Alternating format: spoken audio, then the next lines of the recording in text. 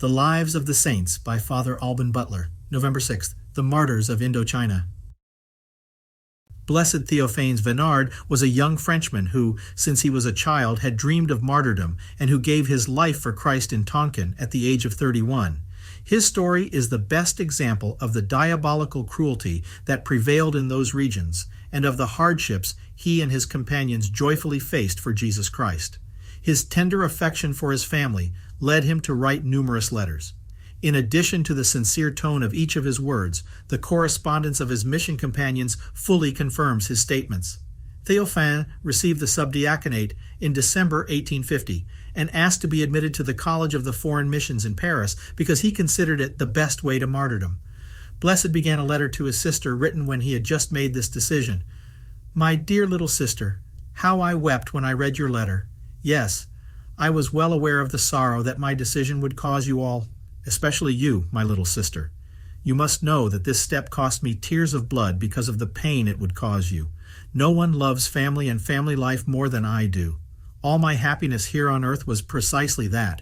But God, who has united us with the bonds of the tenderest affection, wanted that sacrifice from me." Theophanes had always been in poor health, and a serious illness almost delayed his ordination. In September 1852, already a priest, he left for Hong Kong. There he spent 15 months studying the language. In 1854, he was sent to West Tonkin. The new missionary and his companion, who had already been in the mission for some time, arrived there safe and sound, but not without having to struggle with illness and violent persecution. Father Theophanes worked tirelessly for 5 years in a district where there were 10,000 fervent Christians. Concerning that fanatical persecution, he wrote, "The order has been given to capture all the Christians and put them to death by the method which is called here lang tree.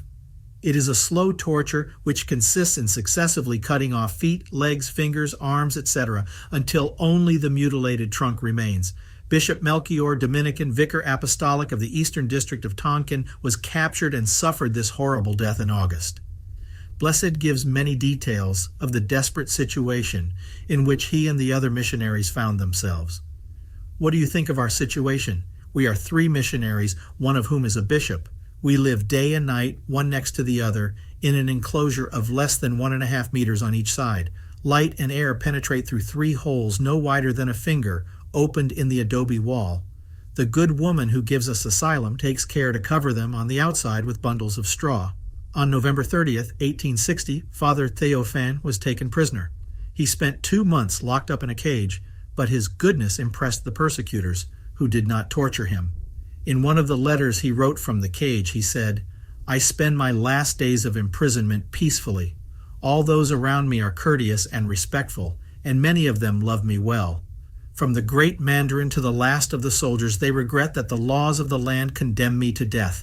I have not been tortured like my brothers." However, the scene of his execution was brutal, due to the cruelty of the executioner, and it is interesting and significant to read what follows in the account of a witness. As soon as the soldiers departed, the crowd rushed with rags, handkerchiefs, and pieces of paper to soak them in the blood of the martyr. They did it with such fervor that not a blade of grass stained with blood was left on the spot. The martyrdom of Father Theophane took place on February 2nd, 1861. 10 years earlier, 2 other students of the College of Foreign Missions in Paris had been beheaded, the Blesseds Auguste Schoeffler and Jean-Louis Bonnard. Auguste Schoeffler was born in Lorraine. He arrived in 1848 in Tonkin, where he soon learned enough of the language to hear confessions and give simple instructions. In 1851, political unrest provoked a persecution of Christians. Father Schoeffler was arrested on March 1st. Although he was not tortured, he must have suffered terribly from the wooden pitchfork tied around his neck and the chains with which his limbs were bound, not to mention the insects and unpleasant companions he encountered in the common galley. The execution was carried out with great solemnity. The courageous attitude of the martyr impressed even his enemies. Father Bonnard arrived in Tonkin in 1850, precisely when there was a cholera epidemic in the region.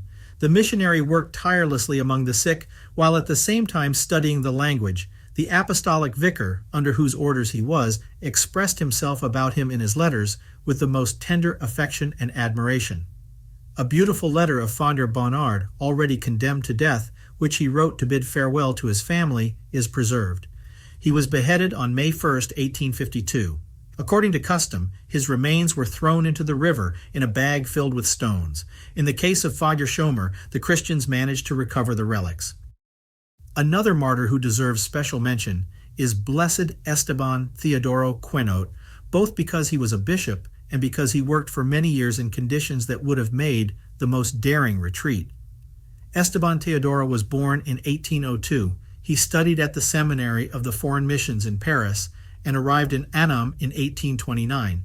In 1833, a violent persecution broke out. Father Cuénot's superiors sent him to take refuge in Siam with the Aboriginal seminarians who were preparing for the priesthood. The future martyr suffered setbacks and disappointments everywhere, but this did not diminish his courage and tenacity, so that in 1835 he was consecrated coadjutor bishop to Bishop Tabard in Singapore. Although the persecution continued to rage in Annam, Bishop Cuénot succeeded in penetrating the territory. Nevertheless, he worked wonders. He reorganized the scattered Christians and encouraged the Asian priests and catechists. In 15 years, Bishop Cuénot established 3 apostolic vicariates in Cochinchina. In each of them, there were about 20 priests. It should be noted that when Bishop Cuénot was appointed vicar apostolic, there were only a dozen priests in the entire region, and almost all of them were old and decrepit.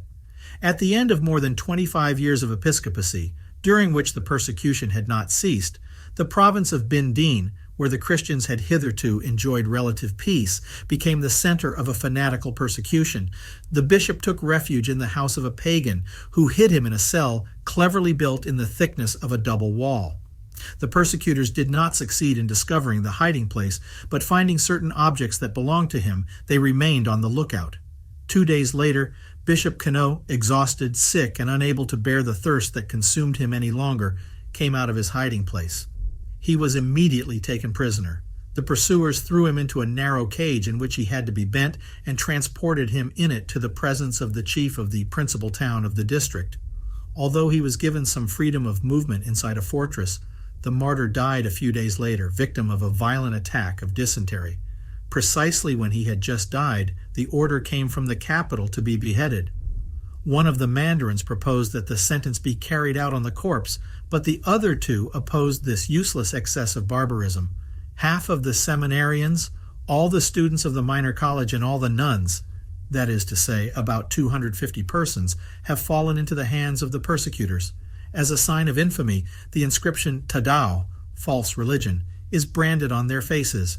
They wear a wooden frame or a chain around their necks. Some wear both. They are usually divided into small groups and sent to the various villages, where they are crammed into narrow prisons. Rumor has it that the inhabitants of 2 villages burned all the Christians to save the guards the trouble of guarding them. When the mandarins called them to account, they said it was an accidental fire. Thus wrote the Provicar from Saigon in January 1862. Blessed Stephen Cuénot had died on November 14th of the previous year. In the same month, 2 other bishops were martyred. Blessed Jeronimo Hermosilla, a Spanish Dominican, succeeded Blessed Ignacio Delgado as vicar apostolic of Eastern Tonkin. When the persecution broke out, he was taken prisoner by the Mandarin in Guyenne. Bishop Hermosilla managed to escape and secretly continued his ministry until he was betrayed by a soldier. He was taken prisoner with 2 other Dominicans, Blessed Valentine Berrio-Ochoa, apostolic vicar of Central Tonkin, and Blessed Pedro Almado. Berrio-Ochoa grew up in his native province of Biscay, where he had been apprenticed as a carpenter, since his noble family was reduced to poverty. He abandoned his trade to enter the seminary. Later he took the habit of St. Dominic, with the express condition that he would go to the missions. In 1856 he arrived in Tonkin. 18 months later, following the martyrdom of Bishop San Pedro, he was appointed Vicar Apostolic of the Central District. During the persecution, an apostate revealed the place where he was hiding. Father Pedro Almado, who was Catalan, had worked in the mission for 6 years, despite his poor health. Bishop Hermosilla tried to get him across the border into China, but it was too late. The 3 were beheaded together on November 1st, 1861. It was Blessed Pedro's 31st birthday. 5 weeks later, a lay tertiary, Blessed Joseph Kong, was executed in the same place. The persecutors employed methods that have subsequently become familiar to us. Christians will be dispersed in non-Christian villages. Women will be separated from their husbands and children from their parents. Christian villages will be destroyed, and the possessions of Christians will be distributed to others. All Christians will bear on their foreheads the inscription, "False Religion."